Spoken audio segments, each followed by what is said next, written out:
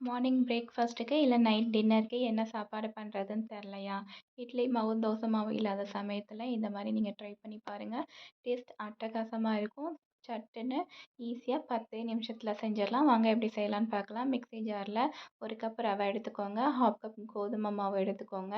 4, 5 சின்ன வெங்காயம், அது கூடவே 2 துண்டு இஞ்சி ஆட் பண்ணிக்கோங்க. 2 பச்சை மிளகா, 1 வரமிளகா சேர்த்துக்கோங்க. 2லேருந்து 3 ஸ்பூன் தயிர் ஆட் பண்ணிக்கோங்க. டேஸ்ட்டுக்காக உப்பு சேர்த்து கொஞ்சமாக தண்ணி ஆட் பண்ணி நல்லா அரைச்சி எடுத்துக்கலாம். அரைச்சதை மிக்சிங் பவுலில் ட்ரான்ஸ்ஃபர் பண்ணி எடுத்துக்கோங்க. அது கூடவே கொத்தமல்லி, கருவேப்பிலை சேர்த்துக்கோங்க. துருவின கேரட் 2 ஆட் பண்ணிக்கோங்க. பேக்கிங் சோடா கொஞ்சமாக சேர்த்து நல்லா மிக்ஸ் பண்ணி விடுங்க. தண்ணி அதிகமாக சேர்த்துறாதீங்க. மூடி போட்டு ஒரு 10 மினிட்ஸ் ஊற விட்டுருங்க. இப்போ ஸ்டவ் ஆன் பண்ணி தோசைக்கல் சூடானதும் நெய் இல்லைன்னா ஆயில் அப்ளை பண்ணிவிட்டு மாவை ஊத்தப்பம் மாதிரி லைட்டாக ஸ்ப்ரெட் பண்ணி விடுங்க. மூடி போட்டு வேக வைக்கலாம்.